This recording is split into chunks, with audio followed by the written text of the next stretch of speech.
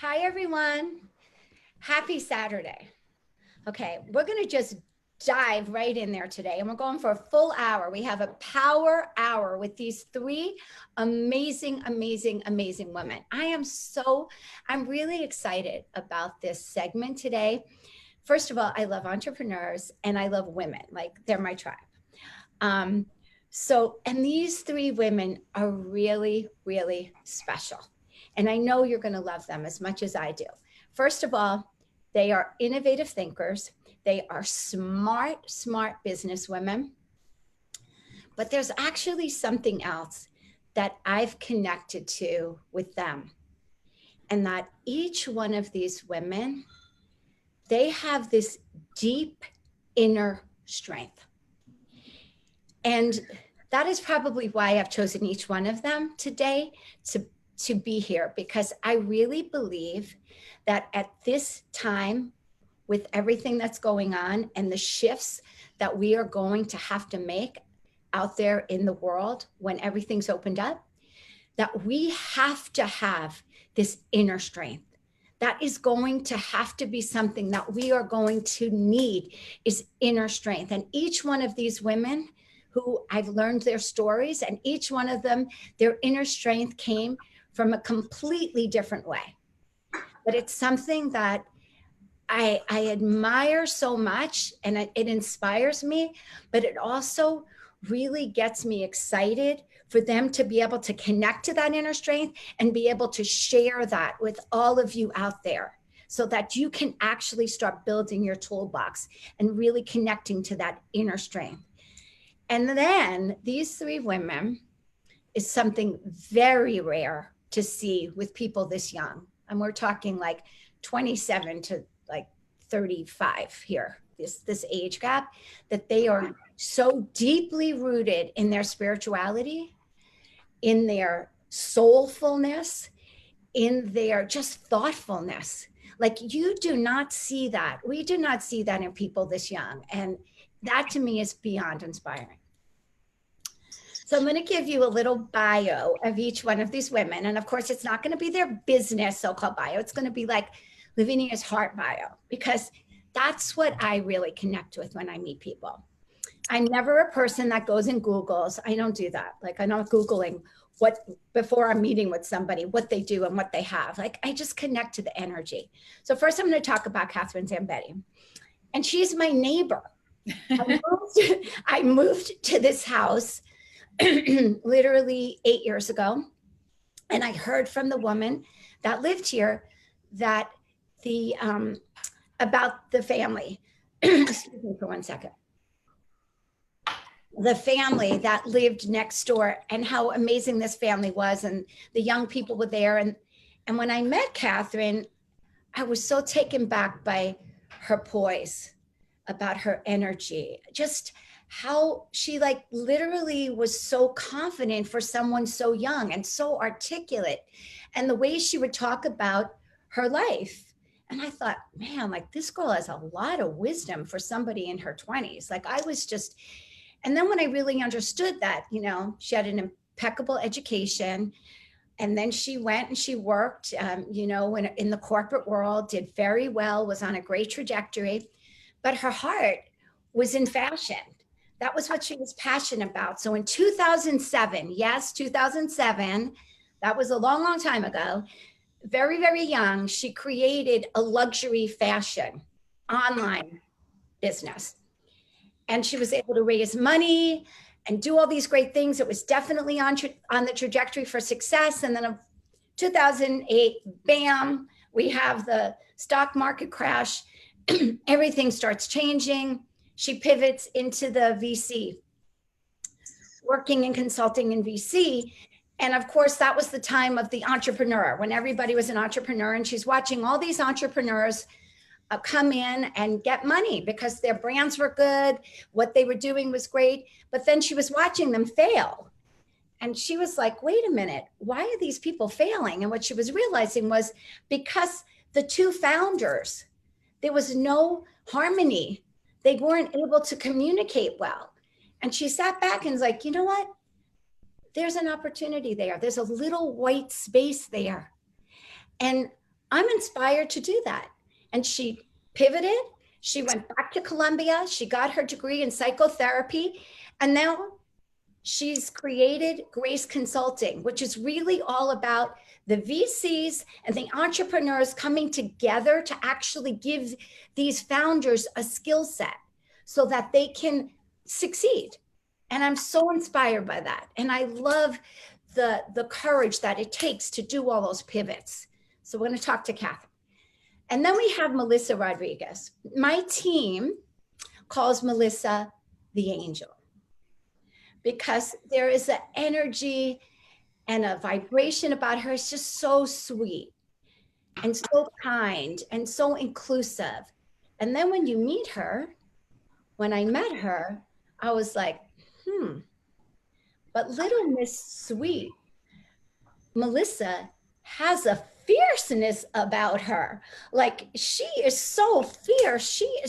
She's got an intensity, a willfulness, a laser focus that was just, whew, I mean, amazing when I met somebody who really has that polar opposite of soft and gentle and tender. And of course, Melissa's going to tell you her story, but she went to work for Big Four accounting firm on a trajectory, doing very well, senior level, moving, shaking, doing. And at one moment she realized, I don't think I could do this the rest of my life. This is just not vibrating. Like, I just can't imagine this being my life. And she pivoted and she created her own social media agency, which today she has almost 40 people working for her. Like, total inspiration. And she's going to take us through making those decisions and what it took. Then Ivana de Maria. So I had a New York friend who I love so much, sent me a text and said, I know this woman, her daughter's in LA. She's on a spiritual journey. Would you be kind enough to meet with her? And I was like, sure. And we go back and forth on an email. And I put in my calendar, Ivana de Maria on a spiritual journey. So she shows up at my house and she gets out of an Uber. And I see this woman get out of an Uber. And I'm like, spiritual journey. Like, I was expecting like the little yoga girl in the tie-dyed outfit with a lot of mala beads, because that's my idea of like on the spiritual journey. And out gets this beautiful, gorgeous young woman with this beautiful Kelly green coat on. And she walks with such confidence. And I'm sitting there as she's walking in, I'm thinking, did I get that right? Did I lose something in translation of who I was meeting today? And we go and we sit in my office and we're just talking. We talked for like 3 hours. And I just learned stuff about her being. And she talked a little bit about being an actress. She talked a little bit this, and I thought, okay, she's a sweet little woman, like here to be an actress or whatever. She told me a little bit about some other stuff, but there was such a humbleness about her. So because she said, I'm on a spiritual journey, I said, oh, my spiritual teacher, Dr. Levery's teaching tomorrow night. Would you like to come? And she was like, sure. And the next thing I know, she comes, and then I bring her, and then all of a sudden, some of the women there were telling me about who she is and what she's done. And I'm thinking, oh my gosh, I met with this woman. There's nothing about her. It's like she doesn't brag. She doesn't boast. She's so humble and grounded. And then when I looked at what she birthed, this app, it's like, oh my God, it's all built on safeness and on kindness and on empathy. And you're just saying to yourself, wow, this is a special, special, special human being. She created this app called Story Place. So, and again, it's all about empathy and compassion, bringing more of that to the world. Like, I don't know, we don't hear that from young people. Oh, I'm inspired to be an entrepreneur and bring more empathy and compassion to the world. Thank you. So these are the women, like, guys, these are the women that are going to have this conversation today. So I am so excited to have every one of you here. Thank you. So hi, guys. We're so excited to be here. Very excited to be here. Thank you, Lavinia. Thank you. Thank you. That was such a beautiful introduction. Okay, good. So let's just dive right in there right now. So I'm going to start with you, Melissa. We want to hear a little bit, of course, about your story because I love your story. And I really, the part that I want to focus on is you went into corporate America. And even though I always feel like right now with young people, going on the corporate trajectory is sort of like something like they poo poo. Mm-hmm. But the truth of it is, as you've told me the other day, and as I feel myself, because I was on a corporate trajectory and where I feel like I learned so much, explain a little bit about that trajectory and number one, what you benefited and learned from it. And then also, when was that moment? You know, that moment when you know you have to birth your own brand. So just take us a little bit on that journey of what happened that you were just like, okay, I have the courage to make this turn and do that. So we all have moments in our lives and conversations in our lives that we can go back to at any point in our life and be like, that was a monumental or a milestone conversation that shaped me or who I am.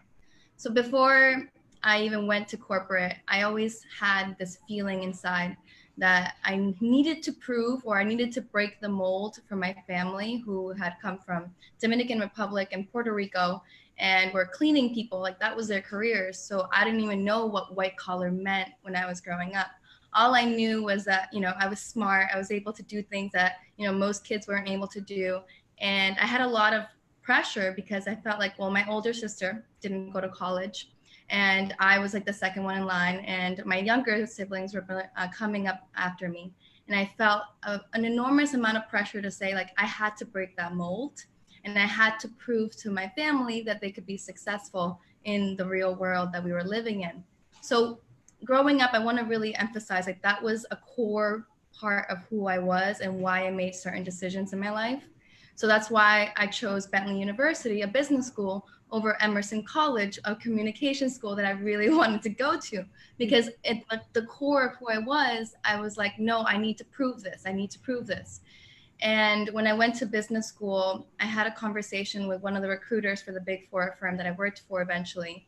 And I remember she said to me, and I believed at the time was very authentically, and I, you know, it could have not been, but I think it was. And she said to me, Melissa, if I could choose a career for my future child, it would be to be a Big Four consultant because the diversity, the learning, the experience you gain from being a consultant for a public accounting firm is unmatched to any career that you can have because you just get to explore all different fields. You get to visit all different types of companies and travel. And when she said that to me, in that moment, without knowing it, I made a decision that that was going to be my first career choice. Even though in the heart of hearts, I wanted to be a marketing major. And I, you know, I knew I wanted to do marketing, but I was too afraid of letting my family down. I felt like the burden of breaking that glass ceiling for them. So I knew that this was my opportunity to break that glass ceiling for them and show them, and my siblings, especially who were coming up after me, that it was possible to be successful. It was possible to go to college and get a corporate, incredible career, which is what at that time I defined as success. So when I started working for my Big Four public accounting firm, I was so eager. I was so excited. You got to think about it, right? Like you're talking about a little girl who's the first person in her family to have a real career, who's the first person in her family to get a college degree. Like my parents, it makes me want to cry when I think about how they hung my diploma for my college in the living room. And it was like the first one they had. And they just were so excited about like their little girl got a college degree from a great school. So when I was working for corporate, every single day for me was a blessing. And every single day for me was an incredible opportunity for me to go out there. And I felt like I was carrying my family the whole time. Everything I did it with so much more meaning. Like if you wanted me to do a work paper, I was going to make the best work paper you've ever seen in your life. So that's really the mentality I had in corporate. And I really loved it for that because I was grateful for the opportunity and the lessons that it was bringing me. And I really believed, like, if I wanted to be a partner at a Big Four accounting firm, like, I could do that because that was part of the blueprint that I had in my mind of success. So I worked as if I was going to be a partner. But my intuition always told me, you know, Melissa, I don't think you're going to be here forever. But I couldn't listen to it quite yet because I had to be there. I had to prove myself. I had to be successful. So I went through that course of, you know, really being present in the career I was in, loving every minute of it. They gave me a rotation with external audit at one point, which a lot of people actually hate to do.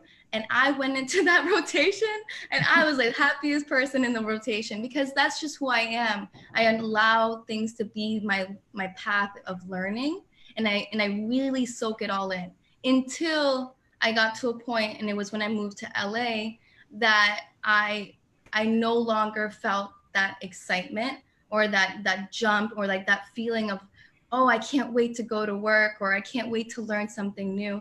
And I always knew that the day that I stopped feeling that excitement or that passion for what I was doing or learning, that was the day that I was going to decide if I had to move a career or do something else. But never did I imagine that I would be an entrepreneur, to be honest. I always had the feeling I wanted to do that, but I didn't think that would be my career change, because a Big Four, you're always told that you're going to leave to go work for a private company, or you're going to leave to go become a CFO for another company. But when I saw my passion unfolding into a blog, and I saw my passion of marketing becoming a very real thing that I could do and monetize and build a business around, I realized that was what I wanted to do. But I just want to emphasize this because I know a lot of people watching this are feeling the same thing. Like, I worked for a very conservative public accounting firm. So the fact that I was going into marketing was a very big deal in that space, because my coworkers were like, what are you doing? Like, what, you're a consultant, like, you know how to like do certain things. Like, how do you think you even know how to do marketing? So it was I felt very ashamed, and I felt a lot of, you know, suppressed energy because I didn't feel like I deserved to do my own business, and nonetheless, like, not even in consulting, but in marketing. So I want to really share that, like, that's a part of that process. It's like, you have to believe in yourself more than you believe in the outside noise when you're making a big jump, like deciding that you're going to quit corporate and start your own business. I love that. All right, great. I love that. I mean, we're going to get back because there are like 4 questions that came into my mind while you were talking, but like, let's go on to Kathryn. So Kathryn, kind of the same question. Mm-hmm. Now for you, you built your own business. You built your own luxury fashion online business. And then there was the crash. So I think my first question for you is, there was the crash, and of course that happened, but now that you're older and wiser, and now that you're doing the things that you're doing, is there anything that you could have seen that you could have done differently? Like, okay, there was that crash, but there was a way that possibly this thing didn't have to completely fall apart. And number one, what would that be? Like, what were the things that you learned from that? And now with the knowledge that you have today, that you would go back and say, okay, we could have done this differently to move that forward? So yes, there's a ton of learning from failure. And in starting a business, we were able to raise funds fast. We were able to garner a lot of media attention and PR around the business. But I didn't take a step back and think about the relationship that I was going into with my co-founder as a marriage. And just like I can at least speak to the Catholic religion, you go into pre-cana before getting married, which is where a priest sits you down and asks you tough, uncomfortable questions, pulls out all the baggage you've been tucking under the rug. Founders really need to sit down and understand the relationship that they are getting into with each other and come about a common vision. Understand also, just in any relationship, it requires a specific language. Talk about rules of engagement. How are we going to address success and failure together? what were your motivational factors behind launching this business? Was it because you wanted to tell friends that you had a business? Was it because you really wanted to change the world with your business? Was it a legacy thing? There's a ton that I learned, and that's really the foundation for the consulting company that I have, is getting co-founders to sit down and engage in these uncomfortable conversations early on so that they can get ahead of the 8-ball. I love that. Yeah. So if you were going to do it all over again, and actually you're starting all over again. I mean, that's one of the things that's amazing right now is you are literally, you just graduated last June and now you're starting your whole career from scratch. So what are the things that the stakes that you're putting in the ground to actually build this foundation? So it's really tapping into your resiliency and understanding that the moments in life that you grow the most are through failure. It's like anything in life. If everything was rainbows and butterflies and through rose-colored glasses 24/7, you would think you were doing everything perfectly, and you wouldn't take the time to sit and reflect on what are the learnings from this experience. And so with my company folding, back in 2013, 14, it was tough and it took a toll on my mental health. And I spent, a few years after that, really working with other startups, advising other companies, and recognizing this theme throughout startups, which was that your business's success isn't predicated upon the ability to raise funds or having a great idea. Yes, those are two great components to starting a business, but it's about the relationship intelligence within the founding team. And so in reflecting upon my experiences, I, was able to draw this common theme and really recognize that, you've got to ask those tough questions. And in starting this business again, it's fascinating because I'm now a founder of my consulting group and I'm working with founders and I am in the trenches with them. I've been in their shoes. I get it. But I now have the psychotherapeutic tools to really help manage triggers, do the inner child work you need to overcome some mental hurdles, and engage in conversations that, are tough and be really, really direct. So I love that. All right. I have a couple questions around that as well. We're going to get back to that. So Ivana,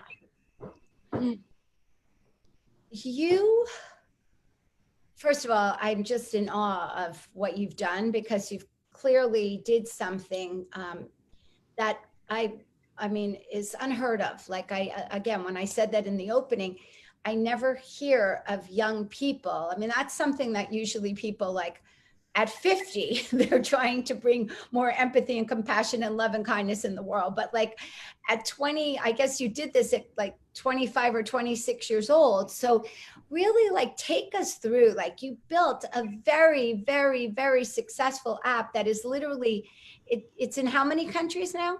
92.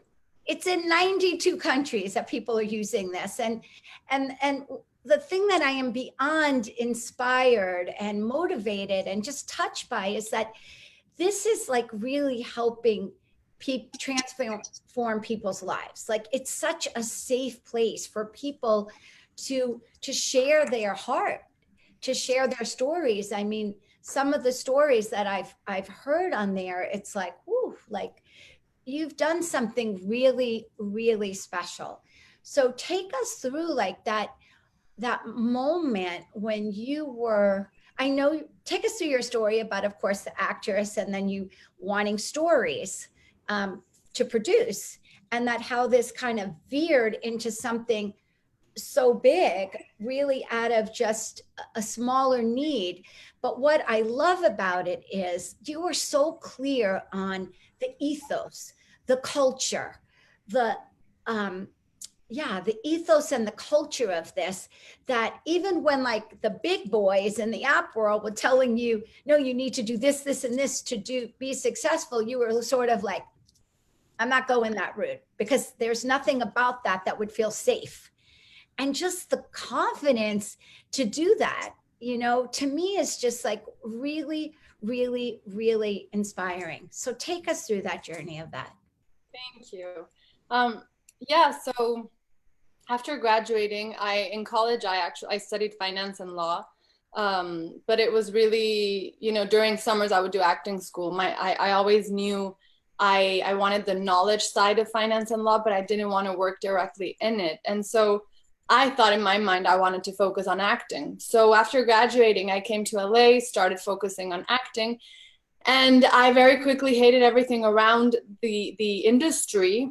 But I had this real passion for the story part of acting. And then as I, right now, as I can reflect upon it more, I realized that what I was really passionate about and still am were the stories, right? Behind the acting, the element that is about exploring other people's lives and putting yourself in somebody else's shoes, which is what acting is all about. And that is also empathy. So it all really ties in once I look back and see how I was changed paths. It feels like I changed paths so many times, but it really was a common denominator, which was empathy through storytelling, right? And so as I started acting, then I started creating my own content. And then I started producing, the stories I wanted to act in, but it was always, the focus was always the story. And then when I started producing, I came across one story that was a true story. And I started producing this story into a TV show. And it was the first time I ever pitched a TV show in my entire life to a studio ever. And it was HBO here in LA. And it was a dream, something I thought would happen in 50 years, not when I started. And we sold the show pretty much in the room, and it was unheard of. And everyone around me was telling me, that does not happen without an agent, without a manager, without a writer. What do you mean? It doesn't work that way. And at first I started getting very insecure about this success, because I kept saying it was luck, and luck, somehow it feels like it had nothing to do with you, right?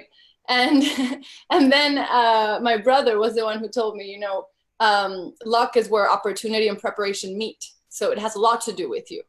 And so I started really analyzing, okay, everyone is focused on, oh my God, a miracle, I said, okay, well, what was so different? Like, what is changing now that allowed for this to happen?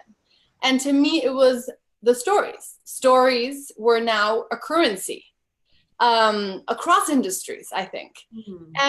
And then I started talking to a lot of people, and journalists especially. There's a very thin line between content creating based on true stories and the world of journalism. And so I started looking into this and speaking to people, and everyone, the people that were the most empathetic were people who basically were out there talking to people, meeting people, hearing people's stories, finding untold stories. And so it was very clear to me that content creation based on true stories and just stories in general were a tool for empathy. And so I said, okay, I want to find more stories. I want like a database of stories, like a Google, but just of stories, and real stories, raw stories. And I couldn't find it. And so when I said, okay, well, what would it have to look like? Well, it would have to be, something that connects people all over the world in seconds, and it's easy, and you don't need to be a writer or have any education or knowledge about anything. All you need is a story, and human beings all have stories already. So it all pointed in the direction of social media. And then I was looking at all these social media platforms around me, which I was very active on because of my entertainment background. And I said, well, social media is at an all-time high. Empathy is at an all-time low. And these two things could go hand in hand, but yet they aren't. And so I decided, instead of just, hating social media and disconnecting from the digital world, because it's not realistic to think that way right now, I decided to take what a social media platform was in its essence and reverse engineer it, and go step by step and realize, where did we go wrong? Where did this go the complete opposite way that it could have? And then based on that, I had zero knowledge of platforms, apps, or the digital world whatsoever. But I remember I took, I had this very clear idea of where we went wrong after a lot of thinking about this. And I said, this number game, this status gives you a status, and now there's influencers and there's followers, and even the terms themselves are damaging, and now a story, no, if you tell somebody share a story, they immediately think of a 24-hour video. They don't even think of telling you a story. And so there was a lot of even rephrasing of all these words that were just killing the essence of story sharing like tribes used to do. Mm-hmm. And so I wanted to build something that would bring that essence back, but with a digital aspect that would make sense today. Mm-hmm. And so I started drawing on millions of pieces of paper, just rectangles that were a phone, and drawing, okay, there'd be a button here that would take you to a page that would look something like this and would have these things. And then I said, okay, what do I have to do? And I went on Facebook and I said, how do you make an app? People said, you need a developer. Next question, who knows a developer? And then people started sending me things, and then I learned a lot and made a lot of mistakes, and I keep learning every day. But the essence of it was really that, it was very frustrating to see a world in which we're so connected, but so disconnected. It makes no sense. And it's a shame. And so I am still confident that we can take these digital tools and use them wisely. And I think that we are still in time for that. And it requires a lot of work and a lot of education and a lot of narrative and rephrasing things, especially for younger generations. But I'm confident that it's possible. Well, I have to tell you, I'm very hopeful that it's all possible because of young people like you. And that's the thing that people need right now, is that hope. Like, we just have to connect to that hope, because like we said, 22 million people have lost their jobs. And we don't really have any idea what this job market, what it's going to look like.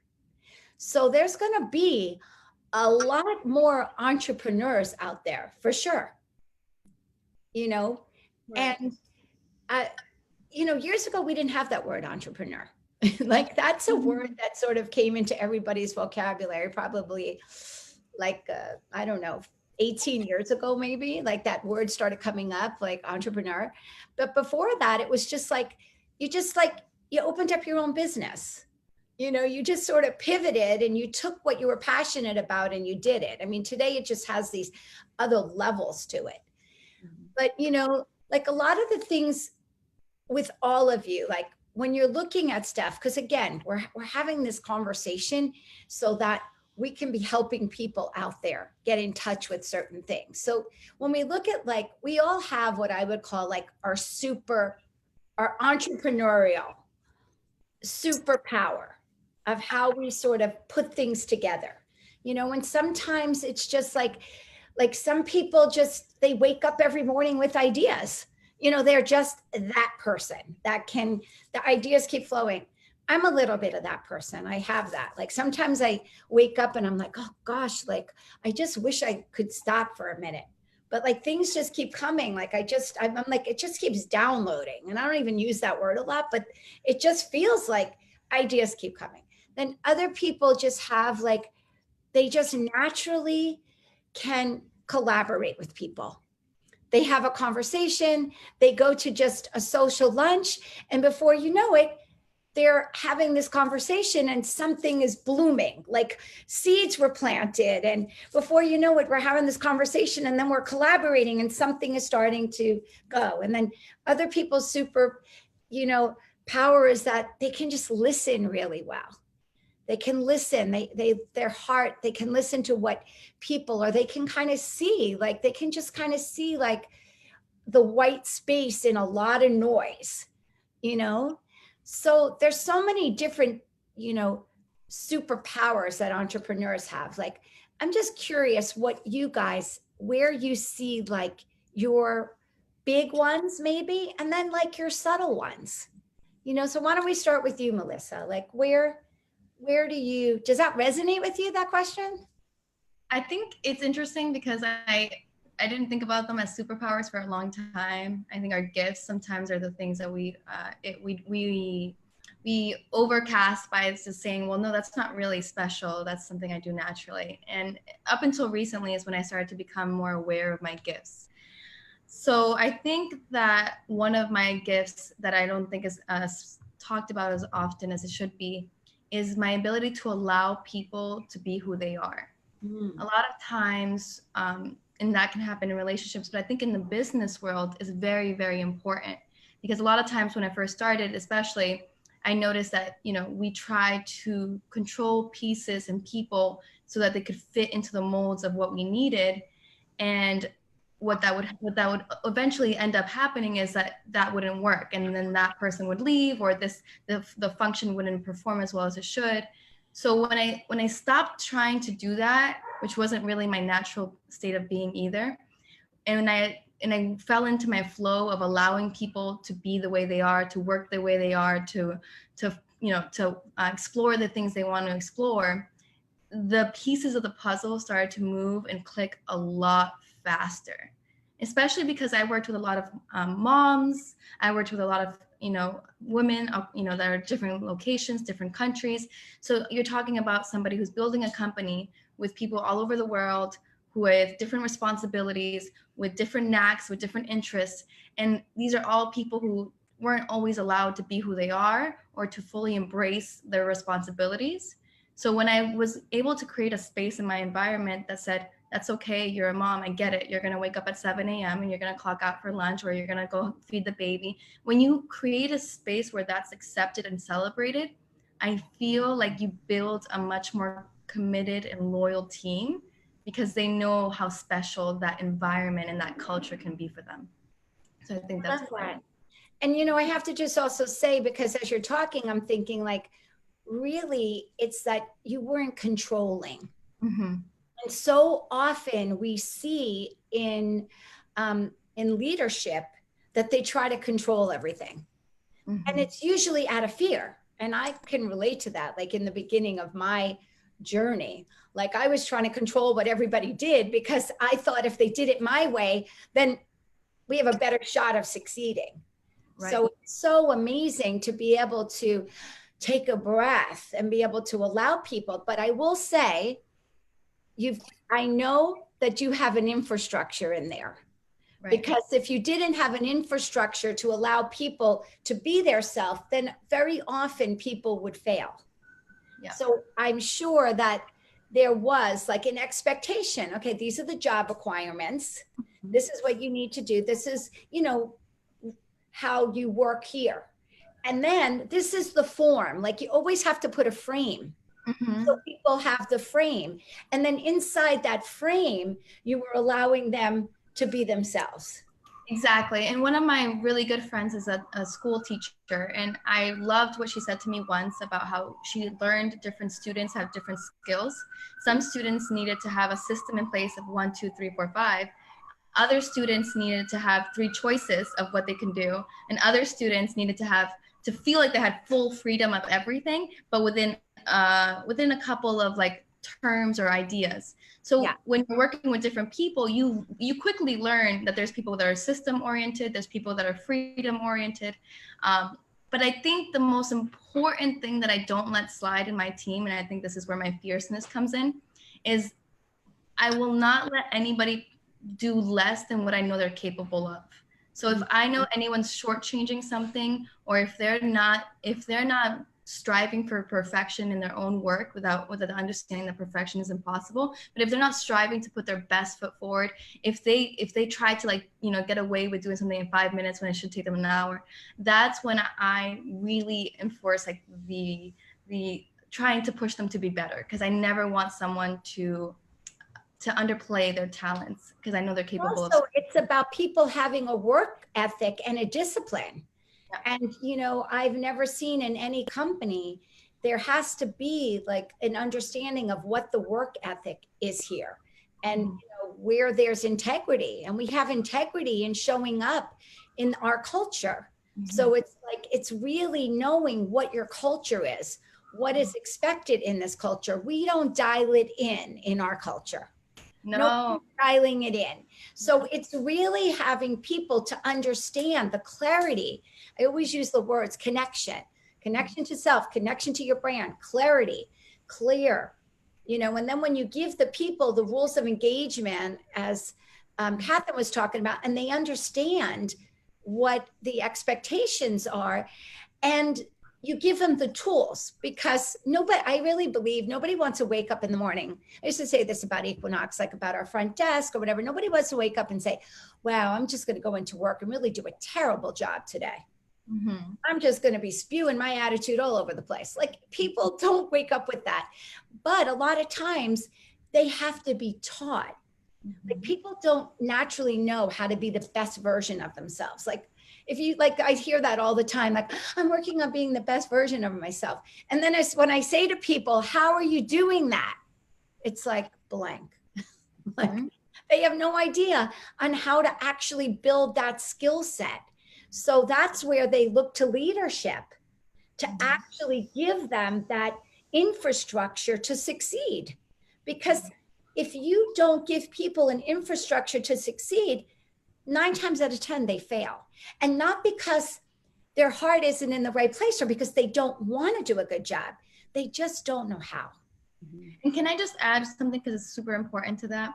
It goes back to creating your company values very early on. Yes. And that's something I also learned the hard way. When you're building a company, sometimes you'll try to build your values around the people you attract, and you absolutely cannot do that. You must create your company values early on. So my company values are in large part thanks to the 4 Agreements by Don Miguel Ruiz. And they're very clear, they're very simple, they're very easy to understand.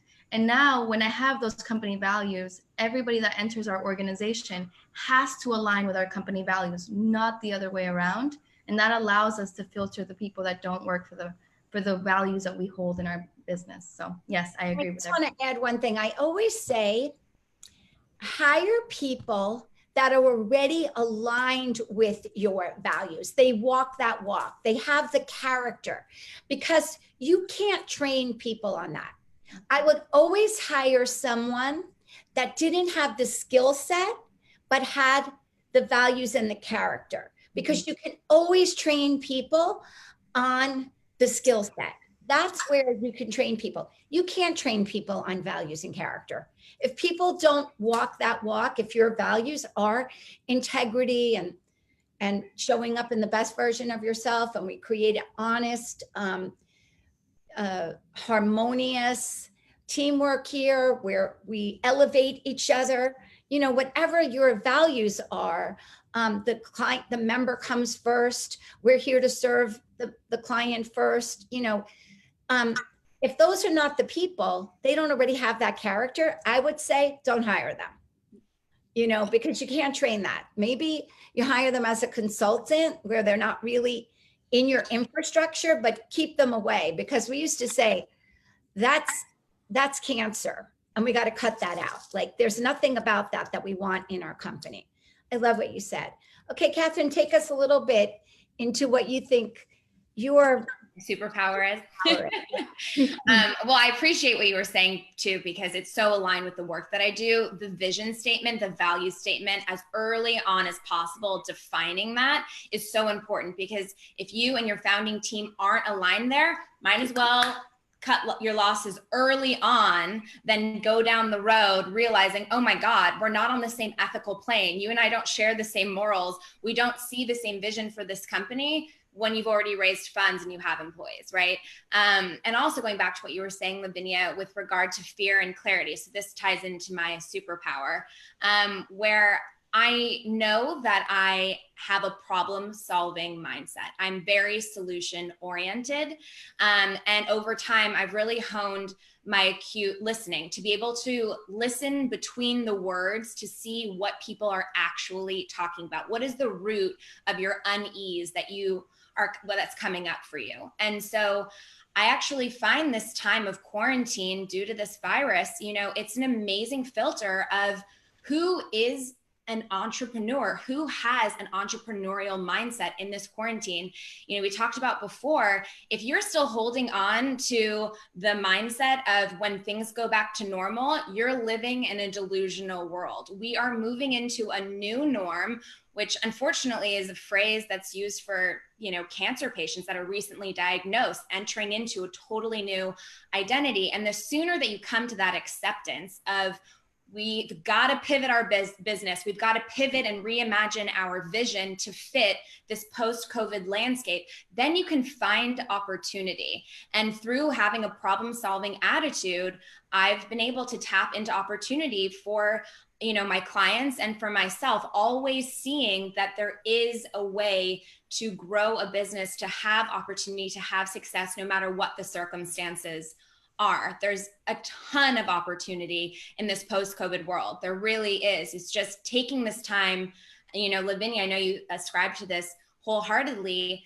looking at it almost as a forced meditative moment. This is a moment to get super clear. Don't fill your day with unnecessary tasks that mask itself as productivity. Sit in the calm, sit in the mud, get clear so that you can think from your prefrontal cortex and not the fight or flight, you know, emotional place of the amygdala. Like really bring that blood to the forefront of the brain, to the prefrontal cortex, so you can strategize and work with your founding team or your team and employees to fit and assimilate to this new world. And even yourself. Yes. Again, like for these people that are without a job and they don't know what's going to happen, it's like there you have a problem. And I personally like to always solve a problem from a place, when I put the energy that I'm not solving the problem, I'm creating a new path. Yes. Because for me, creation, like the energy of creation, puts me in like an excited, in an enthusiasm of energy. Whereas like when I think in the way of like, when I'm going to solve a problem, it's like this. Like, I don't know, the energy gets, my head goes down. It gets like heavy. Yeah. And I personally don't create, I don't get inspired with that. So like, but when I'm creating, okay, I got to create something here. And that's what I do. Like, no matter what breakdown I'm in, I'm always like, okay, I'm in a breakdown right now. It could be, you know, dealing with somebody who's like throwing daggers at me or whatever. And it's like, okay, I'm in an energetic breakdown right now. I got to shift this. I got to create a new energy. So like, that's really another part of it. And I think, you know, that is part of your superpower, is because I've seen you even in your personal life and some of the personal things that you've gone through in the last couple of years. I watched you.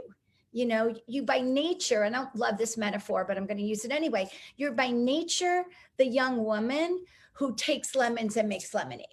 Thank you. You take lemons and you make lemonade. Like, I've watched you be able in some of, I could even cry like right now, but because I get so emotional, but I've watched you be able to shift in the darkest moments and be able to go to the light. And that's like a real superpower that you have. And I want you to connect with that, because that's something that I believe young people need right now. We need to be able to make those shifts in real time and in moments, because if not, we're going to go down that spiral of fear. Exactly. And fear we cannot benefit in any way, people with fear. Fear, I mean, I wish sometimes fear and worry were actually part of an ingredients that would actually bring you forward in a good way, because there's so much of it, but it doesn't belong other than if it's going to save your life. Yes. That moment where it's going to save it. That's the only place it belongs. Exactly. And so, to be able to shift that. So I do think that you have that. I don't know if it's innately or if it's something you've just worked on, but you were really great in that vibration and that of being able to shift and turn, you know, that lemon into lemonade. So that's a superpower for you. Thank you. Yeah. And just on the vibrational kind of you're talking about frequencies. If you can tap into anxiety and excitement are on the same vibrational plane. So it's all about pivoting. And as you were saying, it's just shifting your perspective. How do you shift that anxiety into excitement for this future that, is unknown, and tap into innovation, which is so important now. Times of crisis are a breeding ground for innovation. You look at the 2008 financial crisis, out of that came Uber, Airbnb. I mean, every tech company that we've ever heard of came out of the financial crisis of 2008. And I know that we're positioned with COVID for the same thing to happen if you can tap into that resiliency and innovation. So Love that. thank you. Okay, Ivana. Yes. That is a great question, the superpower question, because I think that you rarely actually stop to analyze that about yourself. And because in a way it feels egocentric a little bit, but it's actually incredibly important to identify that. And so thank you for making me identify these things. I would say that for me, it is a mix between being incredibly curious. It's a thing of being incredibly curious and curious, competitive with myself as well, and having this I guess initiative. I'm always thinking. When you said, are you somebody who's always just thinking and thinking? And I think, my mind is always going. And a lot of people actually tell me, and this was one of my strong suits in acting, that they can see me think. A lot of people say, oh, I see you think. And it's very invasive a little bit to hear that. But even in acting, I was always like less words, and my eyes were always thinking. And this curiosity that I talk about, it's more about curiosity about people, about life. Whenever somebody tells me something I don't know about or I don't understand, it never leaves my mind until I learn it or figure it out, or I'll go on Google and I'll figure it out. I figure out stuff. And I think that power. Yeah, I figure out things. I don't believe in lack of knowledge being an obstacle. I think, especially now, I think you can learn anything you want so easily. So I get very frustrated when the limitation is lack of knowledge. And so that ties into education, to all of these things that I think through stories is what I'm trying to push out into the world. And by listening to people's stories, I mean, I make sure that a big part of my days I spend talking to people who have stories that I don't know a lot about that, or just in general listening to people's stories or reading people's stories. And I think that has developed a skill of social listening that always sparks my next ideas, or the direction of story place even is guided through this social listening of stories. But yeah, it's very interesting to identify these things, definitely. Yeah, and I'm just going to add, because I think you have an amazing ability to be present. Like there's a presence, like a calmness, like you're very calm. I mean, I get the mind thing, but somehow it translates into an inner calmness and a presence. Like whenever I'm around you, I for somebody so young, I'm always impressed by how you can connect, like your ability to genuinely really connect and be present is amazing. And that's probably why you're such a good listener to people's stories. You couldn't listen and have the patience and the tolerance, because there are some people that you're telling your story and they're already finishing it. Like that kind of person that's really not listening to you. They're just like finishing your sentence because they're not really able to listen. They're not able to like ground down and focus and be that present in the moment to hear the person's story. And I think you have that capability. And I think that in itself is a superpower, because so many people are reading Eckhart Tolle and everybody else to try to have a little bit of presence in their life. So I think you have that. And for a young person, it's really admirable. You don't learn when you're talking, you know, and I think that a lot of people focus many times on being the you know, the smartest person in the room, when you don't realize that's actually limiting you so much. You know, I love the quote. I have no idea who said it, but you don't ever want to be the smartest person in the room, because then you're in the wrong room. Yes. I surround myself always with people, and this was something that I admired about you so much when I met you, because without realizing, to me, I think most of the things that have happened in my life in the last years have come out of making time to meet people just for the sake of meeting, for no other reason or expectation, just for meeting and meeting someone new and hearing someone's story. And when you made time for me so quickly, I couldn't believe it, because very few people do that. And you told me how you were very aware of that, and you were very intentional about doing that. Yeah, I think that is actually one of my superpowers, is that first of all, I think by nature, I love people. Like, I'm an extrovert. So connecting with people is it makes my heart very happy.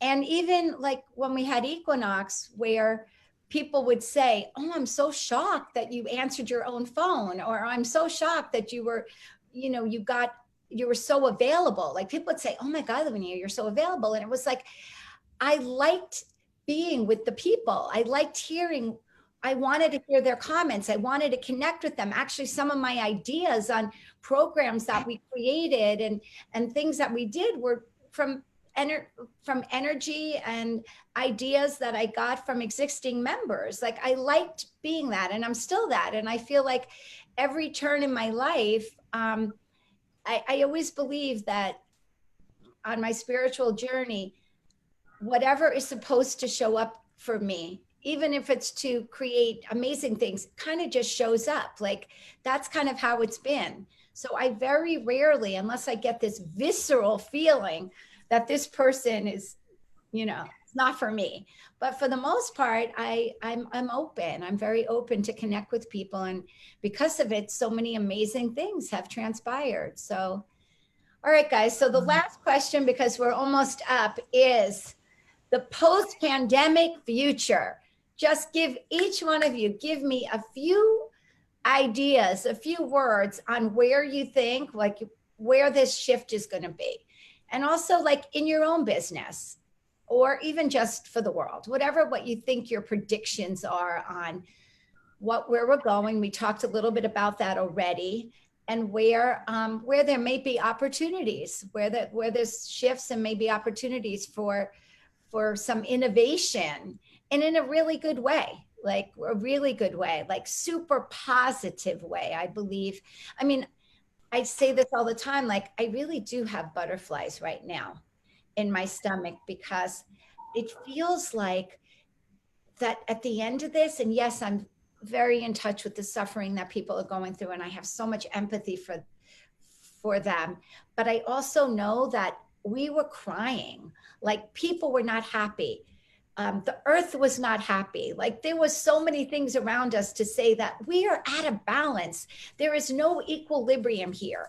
Like, the way people are working and the way they're putting stuff on Instagram and just everything. It wasn't vibrating at a place of light and joy and inclusiveness and expansiveness of good. It was a lot of things like greed and comparative analysis and more money, more followers. Like, this machinery that was going was not at all aligned with like a soulful place. It was actually the polar opposite. So I think, like, it kind of like everything stopped, and now there's an opportunity. I always say every breakdown has a huge possibility for a breakthrough, but it's going to take some work to get there. It's going to take some, understanding of what went wrong, looking at stuff that really was broken. And then what are some of the things that we have to do, the behavioral patterns, the courage we have to take to carve out something new? Like, what are the new paths that we can make and bring forward and be in action for, that is actually going to create this better, more joyful, more expansive, more connected earth, people, humankind. Like, how do we do this? Because Lord knows we could use a little bit of that. So take me through what some of your guys' predictions are. Do you want to start, Melissa? Yeah, so I agree. I think that for this period of time, a lot of us have been asleep, and we've just been on default mode, operating the way that we're operating because that's just how we operated yesterday. So I think this is a fantastic time that a lot of people hopefully are taking to really take a reassessment of their lives and decide, like, this is the life I want to live, or are there changes that I should be making? And on a personal level, because I'm in the social media space, I do think that we may actually see a decrease after this on social media activity, believe it or not, because I think that people are going to start to enjoy to go out more. I think people are going to desire that human to human connection. And they're going to really cherish those moments where people who used to say no to everything are going to start to want those live events. They're going to start to want those human to human interactions and learnings. Whereas on the business side, I think we're going to see an increase in activity because I think businesses for a long time have been rejecting social media because they just don't want to believe that it's, necessary as much as some people might think it's evil. So there has to be now a brand new embrace of it, of being a part of your business environment. So we're going to see a lot of businesses starting to think around technology and how to create solutions so that when something like this happens again, should it happen, they're ready to survive a crisis like this. So overall, those are just the two high-level observations I see happening in the digital space. Okay, great. Kathryn? I couldn't agree with Melissa more. I think that from a business perspective, we're starting to realize how important technology is and how efficient it is and how effective it is. A lot of people had transitions from working 24/7 in an office to all of a sudden being at home and are like, oh, wait, I'm getting the same amount of business deals done, and not to mention maybe not having to travel from New York to Zurich to get it done with the hotel cost and the flight cost and the meal cost. A lot of, I think, business related interaction is going to be conducted digitally. And so there's opportunity for tech to have a second, third, fifth boom with being innovative around that.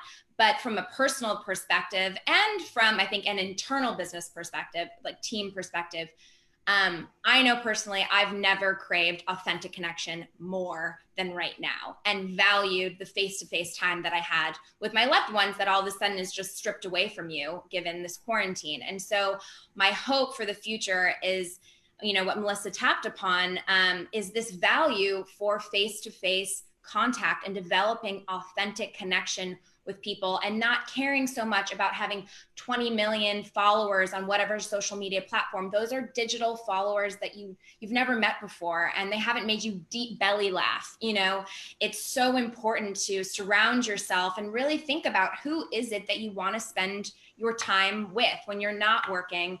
Who is it that lifts you up and makes you feel like the best version of yourself? And really thinking about and defining who those people are in your life and valuing that time with them once we can leave our houses. So. I love that. Ivana? Yeah, I agree. I agree, and I think that there's, I think that on a personal level, I really do hope that as human beings, we take a lot of the lessons that we're learning right now and seeing right now, and actually that they'll last and that we won't forget them, and that we'll actually implement them into long-term changes. One of the things is obviously the environment. I think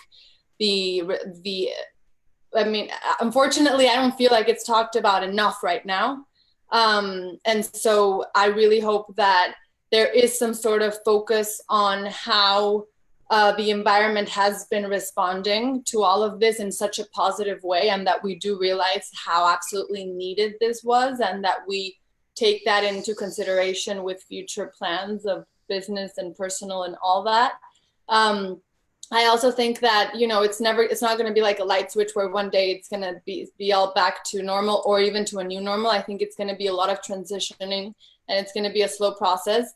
Even emotionally, I believe that, human beings were in any situation where you're suddenly feeling so vulnerable and shook and it takes a while to feel better about it. It takes a while to feel safe again. And also there's you know, a little bit of PTSD or paranoia. And so I don't think it's going to be like people suddenly running in the streets hugging each other. I think it's also going to change the way we interact, we engage, even hygiene wise, even you know, certain things are definitely going to change. But in terms of the digital space, I definitely think that it was a wake-up call to businesses to be aware of how the world has changed, is continuing to change, and that having a digital presence is important for your business, and that when you know you need to have a plan A, B, C, D, E, and the thing is, in this circumstance, even your plan D was not COVID proof, you know. So it's a lot of reevaluating. But I do think that hopefully we'll all come out of this as better human beings. Well, I am so inspired by all of you. And if all the young people were walking the walk that you guys are walking and talking what you're talking, and in their being and in their soul and in their essence and in their like commitment, I know that this pivot will move in such a positive place that when we're going to sit here in 10 years, it's like we're going to be like, wow, that was the best blessing we could have ever gotten.